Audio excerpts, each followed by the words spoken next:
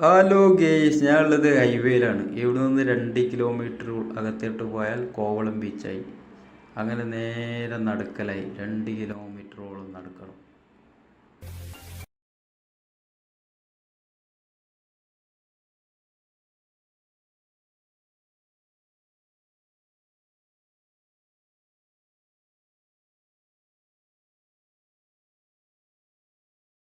കുറച്ച് കഴിയുമ്പോൾ ബോർഡ് കാണാം, ഇൻ്റർനാഷണൽ കോവളം ബീച്ച്.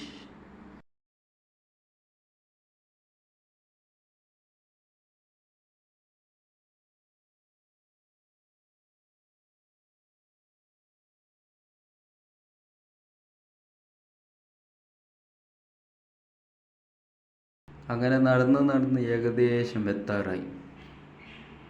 ഈ വഴിയിലൂടെ, നേരെ വഴിയിലൂടെ, കാണുന്ന വഴിയിലൂടെ നടന്നാൽ നമ്മളെ കോവളം ബീച്ചിലെത്താം എത്താം. അങ്ങനെ താഴോട്ടുള്ള നടത്തത്തിലാണ്, നല്ലൊരു ഇറക്കം കൂടിയുണ്ട്. ഹലോ ഗെയ്സ്, ഞാനുള്ളത് കേരളത്തിലെ ബീച്ചുകളിലൊന്നായ കോവളം ബീച്ചിലാണ്. ഇപ്പോൾ കടലേറിയ ടൈമാണ്. ആ ഒരു കാഴ്ചയെല്ലാം കാണാം. വന്ന് പെട്ടുപോയി ഗെയ്സ്. ഇപ്പോൾ ഓഫ് സീസൺ ആണെന്ന് തോന്നുന്നു. ആ കാഴ്ചയെല്ലാം കാണാം. വെള്ളേറിയ ടൈം.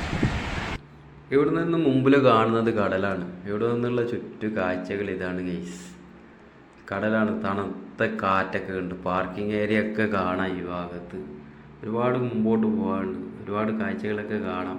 പക്ഷേ പെട്ടുപോയ സമയമാണ്. ഓഫ് സീസൺ സമയമാണ്. കടൽ കയറിയ സമയമാണ്.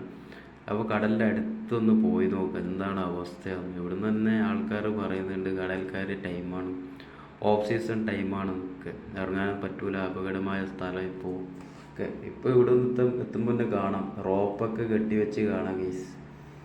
കടൽ കയറി കണ്ട അതൊക്കെ ഇറങ്ങുന്ന സ്ഥലങ്ങളാണ്. കളിക്കാനും കുളിക്കാനൊക്കെ ഇറങ്ങുന്ന സ്ഥലങ്ങളാണ്. അവിടെയൊക്കെ കടൽ ഇങ്ങനെ തിരമാലകൾ ആഞ്ഞ് വീശുന്നതൊക്കെ കാണാം.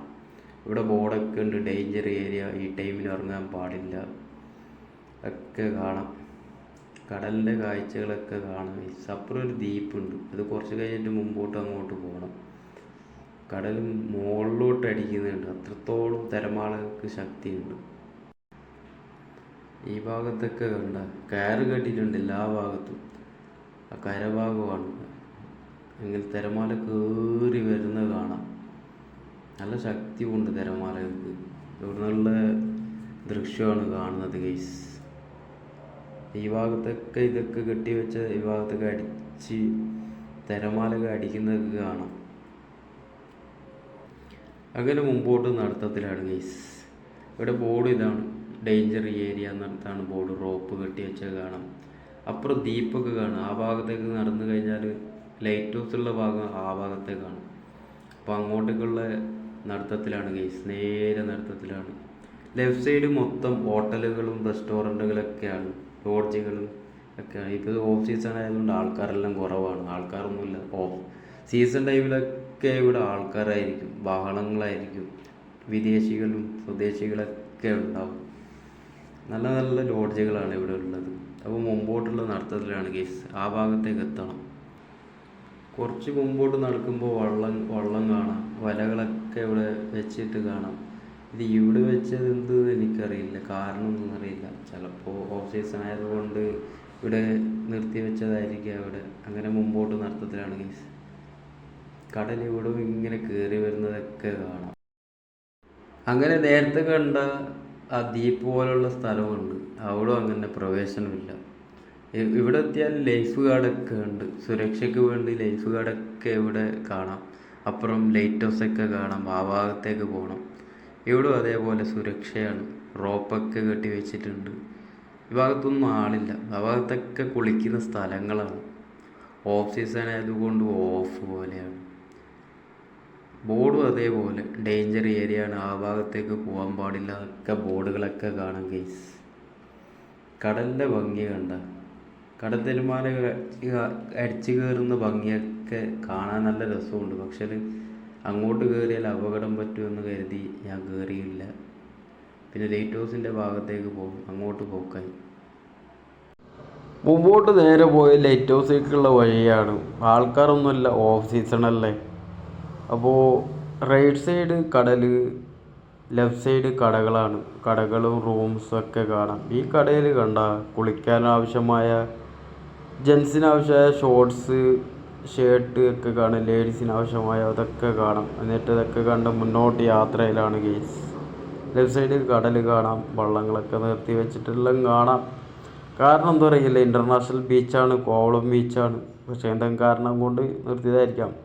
അതേപോലെ ഹോട്ടൽ കാണാം, ജീവനക്കാർ വെയിറ്റ് ചെയ്യുന്നുണ്ട് കസ്റ്റമറിന് വേണ്ടി. നല്ല സെറ്റിങ്ങാണ്, കാണാൻ നല്ല ആംബിയൻസുള്ള ഹോട്ടലാണ്. അങ്ങനെ അതൊക്കെ കണ്ട് മുമ്പോട്ട് നടത്തലാണ്. ഞാൻ ലൈറ്റ് ഹൗസൊക്കെ മുമ്പിൽ കാണുന്നുണ്ട്. ആ ലൈറ്റ് ഹൗസിലേക്ക് കയറാൻ വേണ്ടിയിട്ടുള്ള മുമ്പോട്ട് നടത്തൽ. അതിന് മുമ്പ് ഒരു കാഴ്ച, കടലിൻ്റെ കാഴ്ച. കടലിൽ ഇറങ്ങാൻ പറ്റൂല, താഴത്തെ ഇറങ്ങാൻ പറ്റൂല, കടലങ്ങനെ കയറിയ ടൈമല്ലേ. അങ്ങനെ മുമ്പോട്ട് നടത്തത്തിലാണ്. ഇതൊക്കെ കാഴ്ചകളൊക്കെ കണ്ട് ലെഫ്റ്റ് സൈഡിൽ ഹോട്ടലുകളും മറ്റതൊക്കെ ഉണ്ട്. ഞാൻ വന്ന വഴിയാണ് മുമ്പിൽ കാണുന്നത്. അങ്ങ് അപ്പുറത്തുനിന്ന് വന്ന് ഇവിടെ എത്തി ഗെയ്സ്. മുമ്പിൽ പോലീസ് ഹെഡ് പോസ്റ്റോ എന്തോ കാണുന്നു ഇവിടെ നിന്ന്. അപ്പോൾ അങ്ങോട്ട് പോകുമ്പോൾ സെക്യൂരിറ്റി ഇല്ലേ, ഇൻ്റർനാഷണൽ കോവളം ബീച്ചല്ലേ. അപ്പോൾ സെക്യൂരിറ്റിക്ക് ആവശ്യമായ പോലീസ് പോസ്റ്റൊക്കെ ഉണ്ടാവും, ഹെഡ് പോസ്റ്റൊക്കെ ഉണ്ടാവും, മനസ്സിലാക്കാം. സെക്യൂരിറ്റിയൊക്കെ കാണാം അപ്പുറം നിന്നിട്ടൊക്കെ ആൾ. അപ്പം ഞാൻ നേരെ മുമ്പിലോട്ട് നടത്തത്തിലാണ്. നമ്മൾ കാണേണ്ട ലൈറ്റ് ഹൗസ്. അപ്പോൾ ആ ഒരു പ്രതീക്ഷയിലാണ് പിന്നെ നടക്കുന്നത്. എങ്ങനെ വന്ന് പെട്ടുപോയി. അങ്ങനെ മുമ്പോട്ട് നടത്തുന്നതാണ്. ഈ കയറ്റം കൂടിയുണ്ട്, ലൈറ്റ് ഹൗസിലേക്കുള്ള കയറാനുള്ള വഴിയാണ്. വണ്ടികളൊക്കെ ഹോർണടിക്കുന്ന സൗണ്ടുകളൊക്കെ കേൾക്കാം. മുമ്പോട്ട് ഓട്ടോറിക്ഷ പോലെ ഇലക്ട്രിക് ഓട്ടോറിക്ഷ ആണ്. അവിടെ നീല കളറിൽ കാണുന്നില്ലേ, അവിടെ ഒരു ഗേറ്റ് ഉണ്ട്. ലൈറ്റ് ഹൗസിലേക്ക് കയറാനുള്ള ലൈറ്റാണ്. അങ്ങനെ ഞാൻ ബോർഡ് പോയി ശ്രദ്ധിച്ചു. ബോർഡ് നോക്കുമ്പോൾ രാവിലെ 10 മണി മുതൽ 12:30, ഉച്ചയ്ക്ക് 2 മണി മുതൽ 5 മണി വരെ. ഞാൻ വന്നത് 12:45-നാണ്. 12:45 വന്ന് 2 മണിക്കാണ് ഗേറ്റ് തുറക്കുക. ഇനി 1.5 മണിക്കൂർ വെയിറ്റ് ചെയ്യണം. അതുകൊണ്ട് ഞാൻ കയറാൻ പറ്റിയില്ല ഗേസ്. അവിടെ നിന്നുള്ള കടലിൻ്റെ ദൃശ്യങ്ങളൊക്കെ കണ്ട് നേരത്തെ വന്ന വഴി നിന്ന് ലൈറ്റ് ഹൗസൊക്കെ വീഡിയോ ചെയ്ത് ഞാൻ ഇറങ്ങലായി ഗേസ്. കടലിൻ്റെ ഭംഗി കണ്ട, പക്ഷെ ഇറങ്ങാൻ പറ്റൂല, അപകടമായ സമയമാണ്. നേരത്തെ ആദ്യം വന്ന റോഡാണ്. ഇറക്കം എന്ന് പറഞ്ഞാൽ 1.5 ഇറക്കമാണ് ഇത്. ഇപ്പം ഞാൻ കയറുന്നതുള്ളത് ആ കാറ് പോകുന്ന കണ്ട, നല്ല ഇറക്കത്തിലാണ് ഉള്ളത്. അത്രത്തോളം കയറണം ഗെയ്സ്. അങ്ങനെ അവസാന സമയമായി, ഞാൻ ഇറങ്ങലായി. അപ്പോൾ അടുത്ത വീഡിയോ ആയിട്ട് കാണാം ഗെയ്സ്. Okay, bye.